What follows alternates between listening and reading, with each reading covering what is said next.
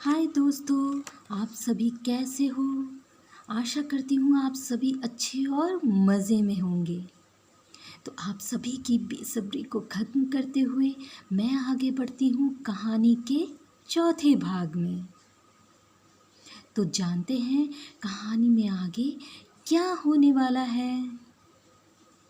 अभी हमने जाना कि बेल कुमारी को बहुत प्यास लग चुकी है और उसका प्यास के मारे बुरा हाल है। सो न चाहते हुए भी उसने सरला की बात को मान लिया। अब सरला अपनी योजना को सफल होते देख मन ही मन बहुत खुश हो रही थी। फिर सरला ने बेल कुमारी के कमर पे रस्सी को बांधा और कुएं के अंदर डाल दिया। फिर बेल कुमारी ने पानी पीने के बाद आवाज़ लगाई, मुझे बाहर निकालो। पर सरला ने ऐसा नहीं किया और उसने बेल कुमारी को रामू से पूरी जिंदगी बिताने वाली बात, जो भी उसके मन में इच्छा थी, उसने बेल कुमारी को बोल दिया। फिर उसने झटके से उस रस्सी को छोड़ दिया, जिससे कि बेल कुमारी की उस कुएं में मृत्यु हो गई। सरला अब बहुत खुश थी। फिर उसने तुरंत ही अपने सारे जानवरों को दूर कहीं बांध दिया। फिर तुरंत तेज कदमों से चलती हुई उस जगह जा पहुंची जहां रामू सो रहा था। अभी भी रामू गहरी नींद में था, क्योंकि वो काफी थका हुआ था। सरला ने बेल कुमारी के कपड़े और गहने पहन रखे थे। अब वह पूरी तरह से बेल कुमारी की तरह दिख रही थी। सो हम शक्ल होने का फायदा उठाया और धीरे से वहीं पास में बैठ गई। फिर रामू के उठने का इंतजार करने लगी, पर उसके मन में एक डर बैठा हुआ था।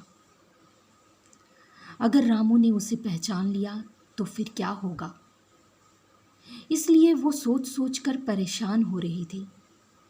पर वो इस बात से खुश थी कि वो दुनिया में अकेली थी, अनाथ थी।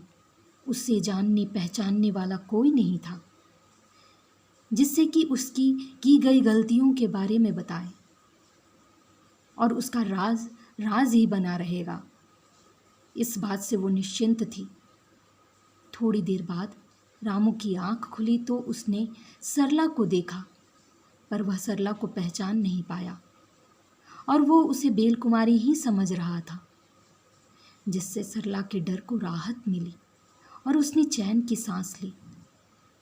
रामू ने सरला को घर चलने को पूछा। सरला ने हाँ बोल दिया। फिर दोनों साथ साथ घर की ओर चल दिए। घर पहुंचने पर रामू ने अपने भाइयों और भाभियों को आवाज देकर बुलाने लगा। फिर दरवाजे पे सबने रामू और बेल कुमारी बनी सरला को देखा। उसकी भाभियां सरला की खूबसूरती को देखती ही रह गई। सभी को बड़ा आश्चर्य हो रहा था कि रामू को इतनी खूबसूरत लड़की कहाँ मिल गई। फिर रामू के भाभियों ने सारे पिछले गिले शिकवे भूलकर खुशी खुशी रामू और सरला का घर में स्वागत किया। फिर सबने रामू से विवाह कैसे, कब और कहाँ, सारा वृतांत जानना चाहा।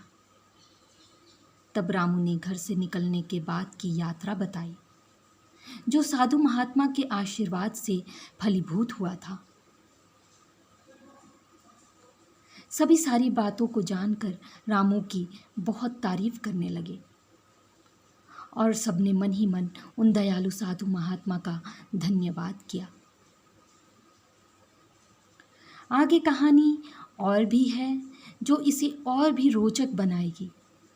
तो जानने के लिए सुनते रहिए बेल कुमारी की कहानी। जल्द ही आएगा इसका 5वां भाग।